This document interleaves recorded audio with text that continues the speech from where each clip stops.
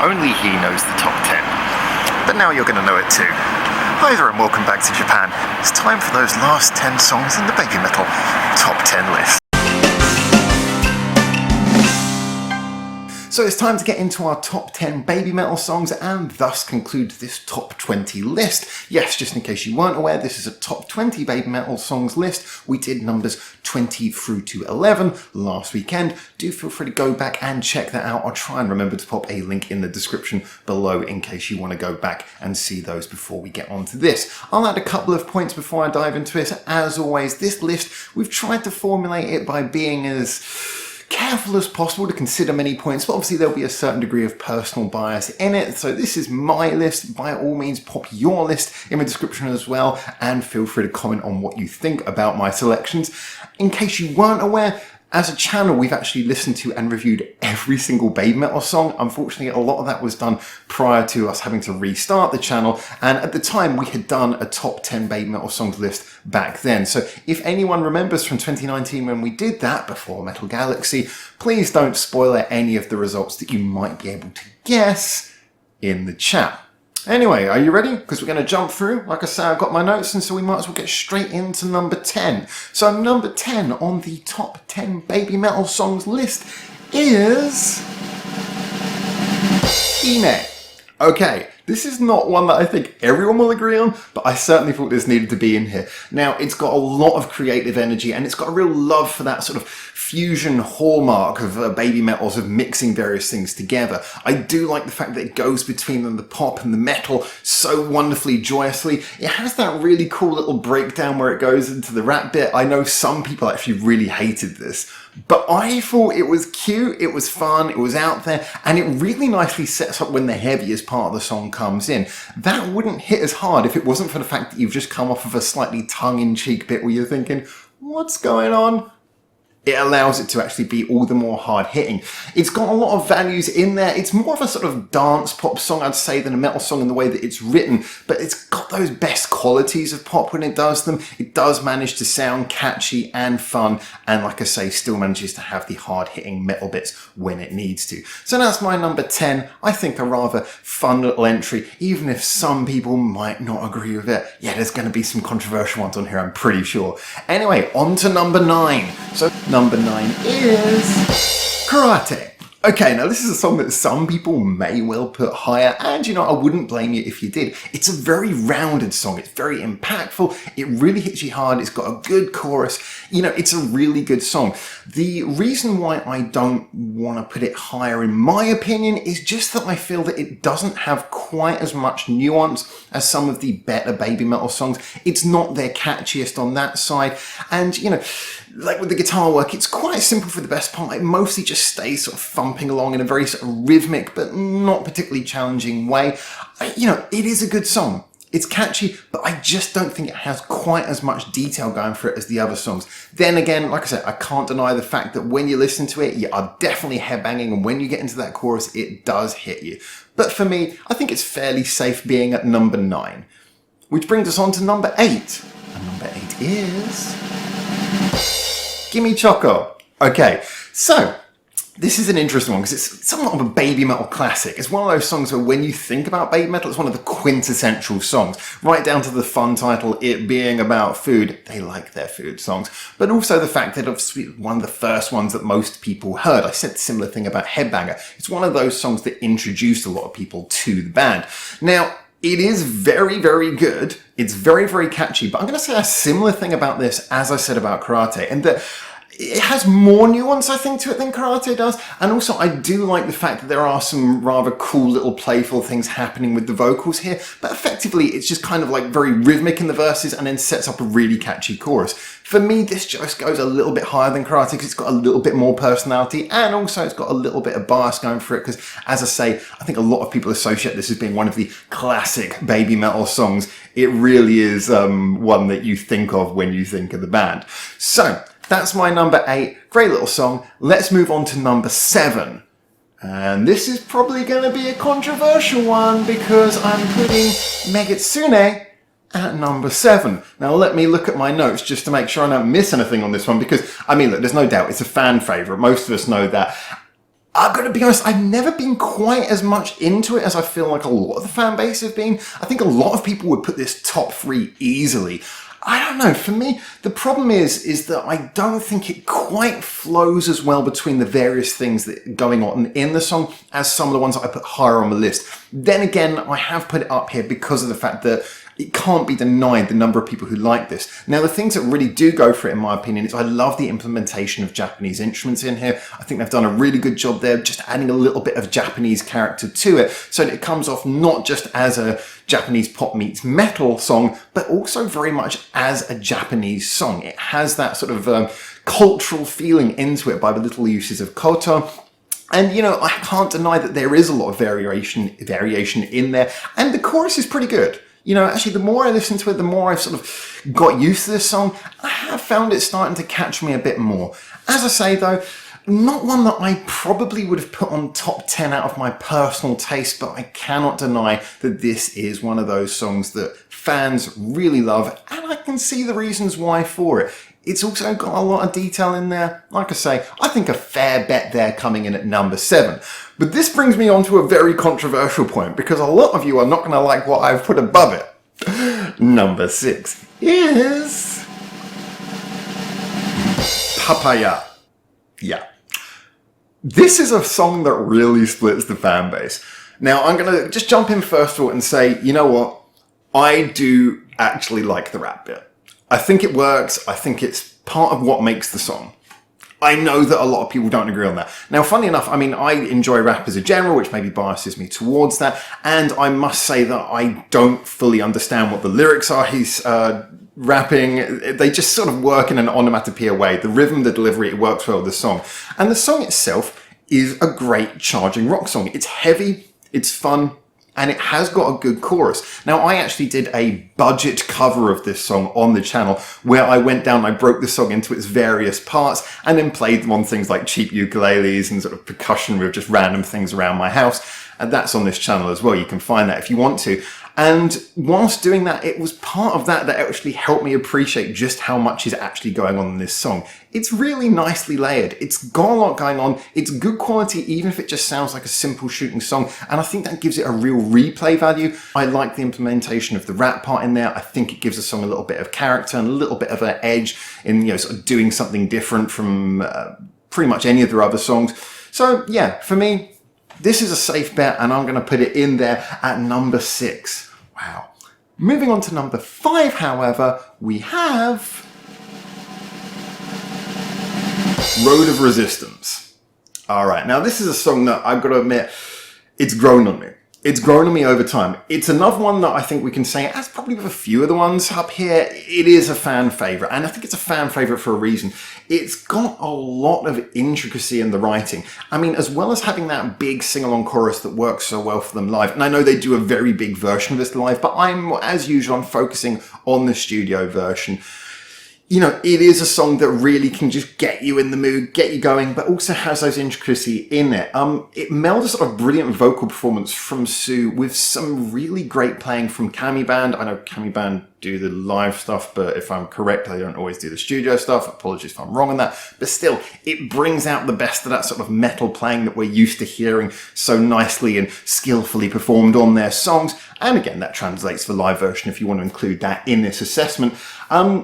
What's interesting as well is that it's quite a long song, but I never feel that it outstays its welcome. It always feels like, you know, you are on a journey with this song. You're building up to a big ending. It's anthemic, you know, it's that sort of a big thing that is something that BABYMETAL are so good at. It's got that theatrical quality. It has grown on me over time, and I think that it's a fair, safe bet in at number 5, which brings us on to number 4. And number 4 is Tales of the Destinies. Now, this is an interesting one. If you were here last time, well, if you haven't been here last time, you'll probably be shocked thinking, oh, it's a strange one to put up this high. And if you were here last time, you might remember that previously I put it at number 2. It has dropped a couple of places, but I'll get into why in just a moment. First of all, I just need to say it's such a brave song. It's doing all that prog stuff, but it just hits those marks perfectly. And it's not like a half-assed attempt at prog. They've really gone and done it properly. You know, as someone who listens to bands like Cardiacs, which I'm glad to say this reminded me of, I don't feel like this is some cheap imitation. I feel like this is a band who really got what they were doing. It's got a lot of those sort of crazy changes in rhythm and such like, and to me they flow really well. Parts of it also reminds me of the Cardiacs because it's got those sort of cheeky sounds in there as well. It's heavy, but at the same time it sounds like it's really having fun as it bounces between its various playful changes. Now on top of that, it manages to have a big anthemic baby-style chorus, baby metal-style chorus, just like Road to the Resistance did, and you know, that to me really works because it brings us into that theory that I discussed in a previous video, what I call the hocus pocus bifocus theory, which is basically if you want to have a song which goes crazy and goes in all different directions, if you've got a good refrain to anchor it to, if you've got a chorus that, or just any refrain that when you come back to it, everyone's like, yeah, here we go again, it makes it worthwhile. It makes all the crazy changes, as fun as they are at the time, feel like they're going towards something. You feel like you're working towards that point when it all comes together. And to me, Tale of Destinies really does have that. It has like a big anthemic chorus, as I say, that brings everything together. So it's not just craziness. It's not a half-assed attempt. It manages to perfectly take that sort of proggy sound and put it together with the baby metal formula. And for me, it really works for it. It just makes it just comes together fantastically. I love it. Not everyone's favorite, but I really think it's a well-rounded song. And you know, just the only reason why I think it's come down the list is because as I've given it more and more listens, I must admit that it doesn't come up as much on my regular plays as the songs that are going above it in the list. So I think it's just the fact that it doesn't quite as get many re-listens from me. It's not a song that I'm so much going, oh, I have to go back and listen to that again right now. It's more of an occasional listen. The top three, though, these are songs that I listen to quite a lot, and I just can't wait to sing their praises. So let's get straight in to the top three at, unsurprisingly, number 3. And number 3 is Doki Doki Morning. Or Doki Doki Morning. Not sure exactly how you pronounce that, but there you go. This is a song that you guys might remember was at 3 last time. So yes, it's jumped up over Tales of the Destinies, but it's not in P2. So why Doki Doki Morning? Well, it's super charming for a start, and primarily actually it's a pop song played through a metal filter. I think this is something that I keep coming back to, and that was the case of a lot of the songs on that first album. They were like basically pop songs being played through a metal filter, but at the same time it doesn't go light. It really does throw itself into the heavy bits. It doesn't sound like it's just playing at being metal. When they want to be heavy, they get quite heavy in this song, which is great. Now on top of that, this is probably the ultimate feel-good baby metal song. You know, metal is a genre that you can really rock out to and you can mosh to. You can mosh to this song as well. It would be great for moshing. But, you know, it's true to say that bands like baby metal have the ability to deliver a feel-good metal song. That idea of being able to smile whilst moshing. I've mentioned that previously about some of their songs. And this is the ultimate example of that. It's such a feel-good song. It does make you smile and it makes you headbang. And that just, again, that's such a quintessentially baby metal thing that it has to be mentioned. Now, what else can I say about this? Well, another thing I would say about this is it's probably was the catchiest baby metal song. We'll get on to why in a minute. It's one that really sticks in your head. Goes round and round and round. I think that the playful interaction between the vocals as well is a big part for this. The way that all 3 members are really getting into the lyrics and sort of passing the lines between each other, that little call and answer section in the verse, to me that's a really, really strong quality for this as well, because as much as I do like Sue's vocal performance and her being the lead member and the fact that some of the songs come off a little bit like Sue's solo performances, you know, when there was all 3 of them, when they utilised that, that was really something that just gave them another edge on so many of the other peers they have in the genre. So to me, yeah, that's another strong factor, is that all 3 members are really clear and apparent in this. So yeah, it's got poppy qualities, still rocks hard, makes you smile, stays catchy, has all 3 members bringing their vocal performances to it. It's a great song. Timeless classic from baby metal, and definitely deserves to be in at number 3, which brings us on to a new entry at number 2. And number 2 therefore is Elevator Girl. Now, to be clear, the Japanese version of Elevator Girl. Now, before I start talking about why Elevator Girl isn't at number 2, let me just quickly point out this whole thing about the Japanese version and not the English language version, because I don't want to, I'm not being a weeb about this. I did a whole video about why the English version is really disappointing, and I know a lot of you guys have agreed in the BABYMETAL fan community. And for me, though, it's not the language thing, as in it's not the mistranslation that a lot of people have pointed out. The reason is the chorus of this song is absolutely fantastic. But the chorus is the part where the song becomes quite simple, in that it's all about the energy between the guitar and the vocals. That really cool little melody that goes on there. But the rhythm, the way that each syllable lands, is a big part of that. And what I can't forgive is that in the English language version, the syllables land in different places. You miss core things about the rhythm of the vocal melody that actually take away from the energy massively. It's such a delicate ecosystem how everything just clicks in that chorus, as it is with any great chorus, that I just can't forgive the fact the English language version screwed that up. However, let's get on to my notes about why this is such a great song. Now, one of the big things to point out, of course, is if the purpose, I know many people might not see it this way, but if the purpose of BABYMETAL was to bring metal and pop together, they might have evolved from that point. But still, I think that's one of the core things that makes them so great. Well, this is the most mature and advanced version of that. I mean, this has some very clear pop blood going for it, whether it be that little dance pop piano thing that happens in the verses, or whether it just be the fact that it's a very chorus heavy song. It just is a really fantastic marriage of the heavy and the pop qualities to me. Until this point, I thought Doki Doki Morning was their most catchy song. But you know what? I think that Elevator Girl is actually more catchy than that. It's got fantastic guitar work as well. You can't take away from the fact that although, like I say, the chorus does go to a much more simple, charging, almost punk-like section, you can't take away from the fact there is some great little guitar scales, guitar lines, things happening in the background, but they're not pushed in your face. They're there just adding thickness, adding extra layers. This is another song that I actually did a budget cover of, and another song that, like Papaya, when I was playing it, I was just going, wow, there's a lot more going on in here than I actually realized on first listen. And to me, that's a really great thing. But another thing that has to be mentioned about this is that it feels urgent. It feels like it really, you know, it feels like they're really sort of pushing forwards with a passionate power to this song.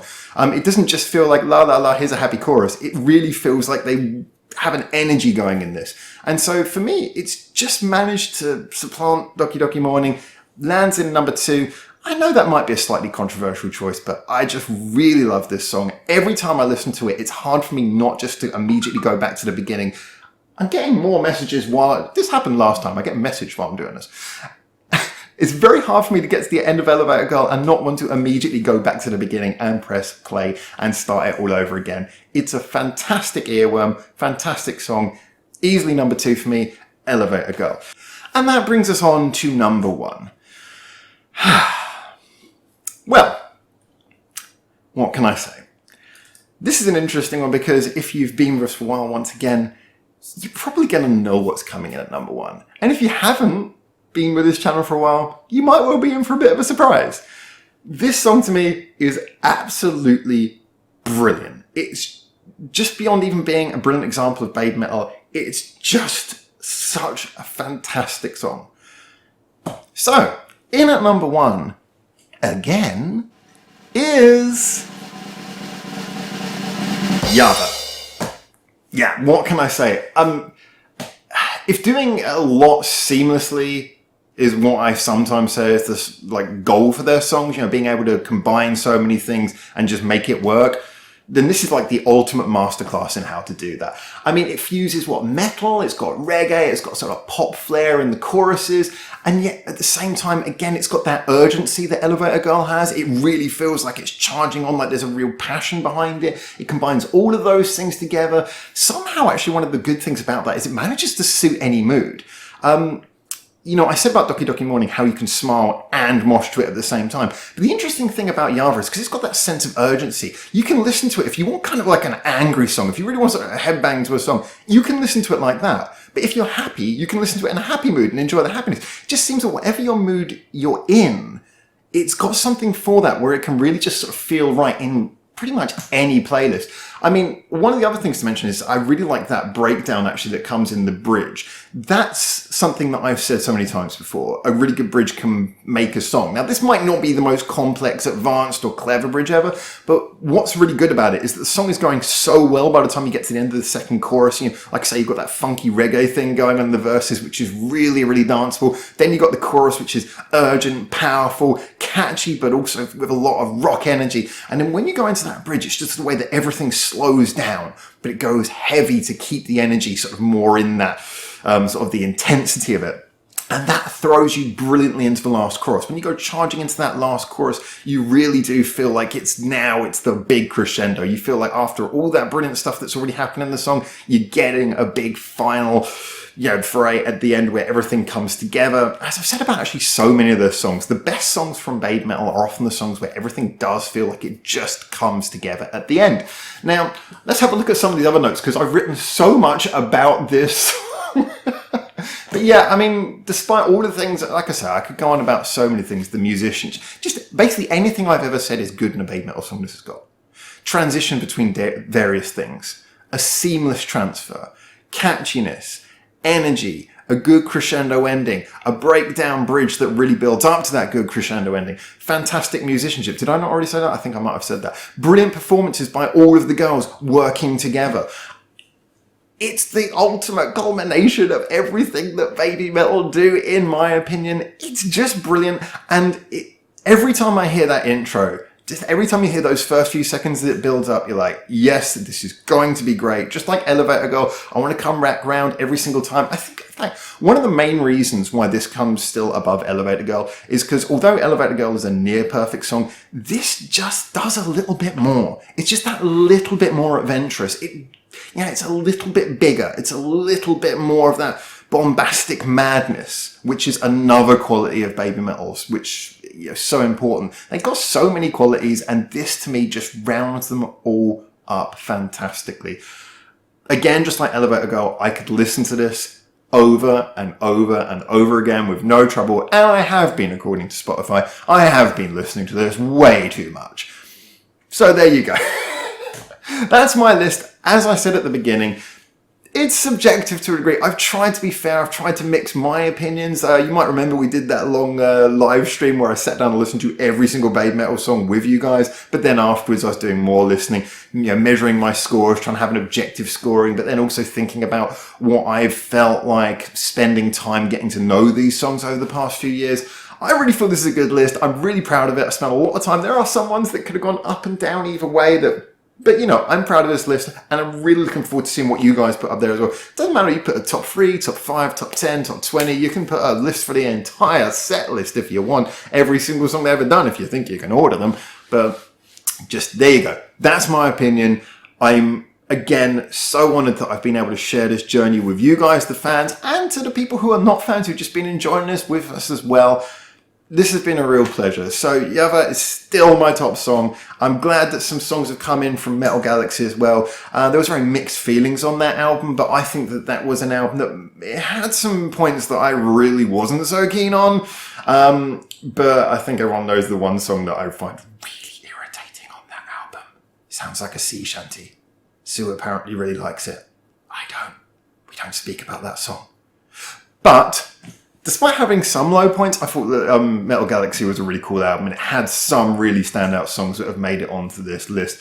I think they're a group who are always really, really just bringing creative energy, and I can't wait to see what happens when they come back from their hiatus. I'm hoping for a bit of reinvention from them, see if they can take things up to a new level and surprise us all. Yeah, it's just been a really fantastic journey. So let's get in the comments. There'll be live chat after this, so feel free to stick around for the live stream where you can talk to me about your opinions, question what I've said, and basically tell me how much this waffle has irritated you. But until I see you either there or hopefully very soon on another video from here in Japan, for now, ciao ciao.